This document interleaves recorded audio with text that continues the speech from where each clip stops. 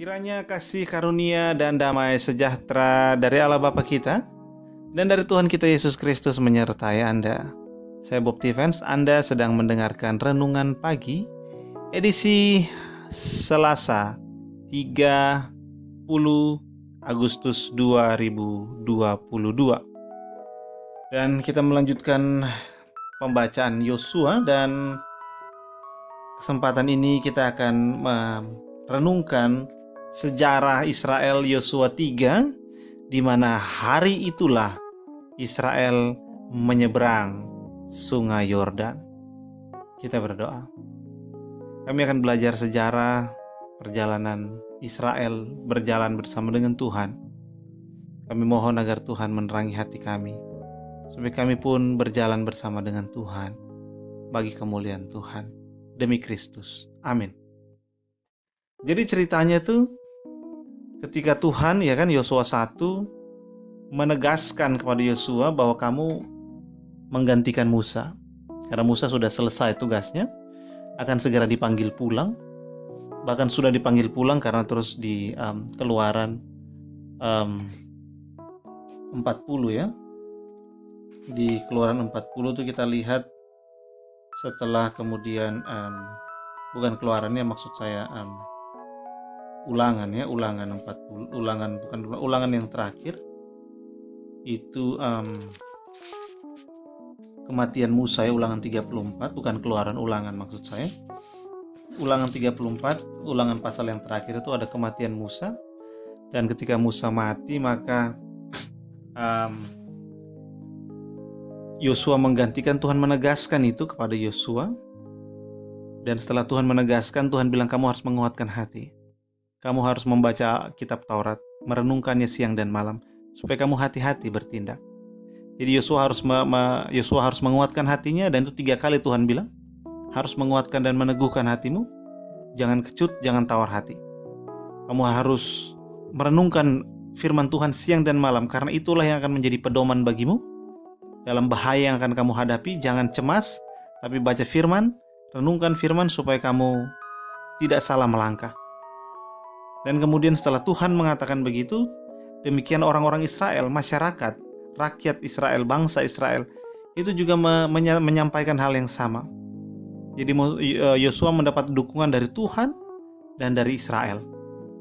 Dan setelah menerima dukungan itu, setelah Yosua menerima bahwa dia didukung, kemudian Yosua mulai bertindak dengan cara dia yang kemarin kita bahas, mengirim para pengintai. Untuk apa?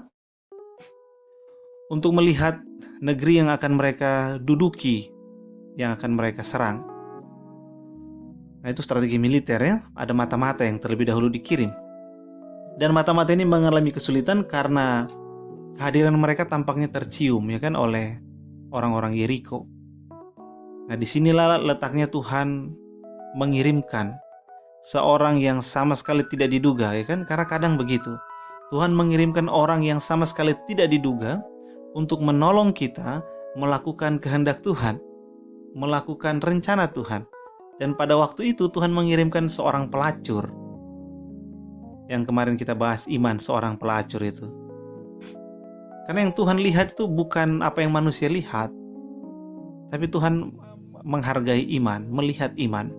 Sehingga pelacur ini memiliki iman kepada Tuhan. Dia gemetar kepada Tuhan. Dia bayangkan kalau nanti ini mereka masuk, ini mati semua nih.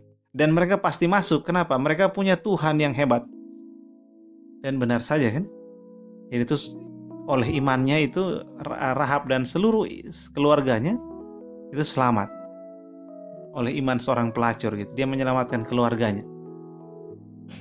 Jadi yang lebih penting adalah iman, bukan identitas masa lalu.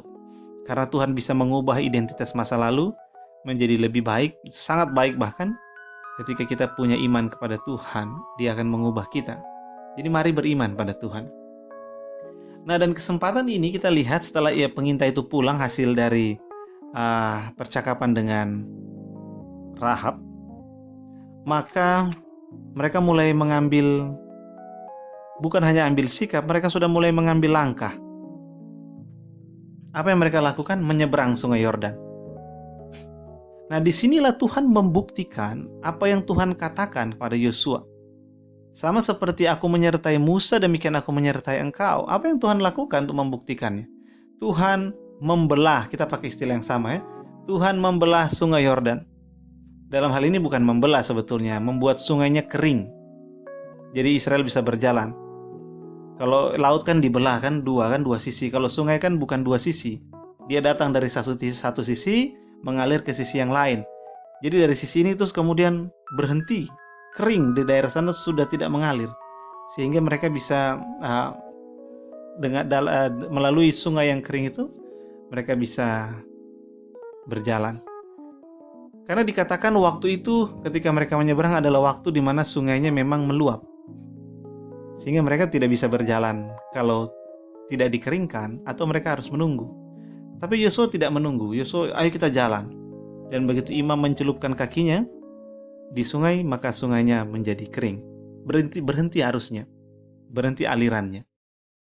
Tuhan menunjukkan di depan mata Yosua sendiri dan di depan mata seluruh bangsa itu kan, Tuhan bilang, hari ini aku akan membesarkan namamu. Artinya Tuhan menggenapi apa yang Tuhan janjikan. Kamu yang nanti memimpin menggantikan Musa. Dan itulah kepemimpinan yang Tuhan berkati. Kepemimpinan yang Tuhan berkati adalah orang-orang yang disukai, orang-orang yang didukung oleh orang yang mereka pimpin. Itu berkat Tuhan. Itu berkat Tuhan. Dan pada peristiwa ini, menyeberang sungai Yordan ini, maka bangsa ini mereka menyeberang dengan tanah kering. Dan kalau zaman itu ya kan, walaupun teknologi komunikasinya belum baik seperti sekarang, tapi itu sendiri semakin membuat musuh-musuh di sekitar itu tercengang. Karena mereka tahu bahwa sungai itu kering, Tuhan mengeringkannya, Tuhan berkuasa, sehingga ini Israel memiliki Tuhan yang dahsyat. Itu yang terjadi. Sehingga pada waktu penyeberangan sungai Yordan ini, ketika Yosua memimpin Israel, itu tangan Tuhan yang ada di sana. Sehingga Yosua tidak lagi ragu-ragu. Yosua tidak lagi takut.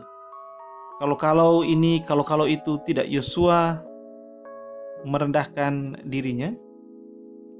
Dan Yosua setelah kemudian dia percaya kepada Tuhan apa yang Tuhan nyatakan, yaitu Tuhan mau menyertai dia sama seperti Tuhan menyertai Musa.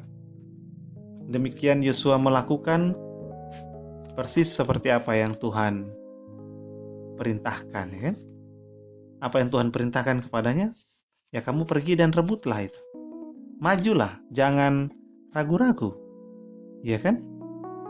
Karena di sini dibilang kau perintahkanlah kepada para imam pengangkut tabut, demikian setelah kamu sampai ke tepi air sungai Yordan, haruslah kamu tetap berdiri di sungai Yordan itu. Jadi kemudian Tuhan memberikan instruksi dan Yosua melakukannya. Instruksi dan Yosua melakukannya. Ini menunjukkan bahwa Tuhan menyertai. Tuhan memberikan instruksi.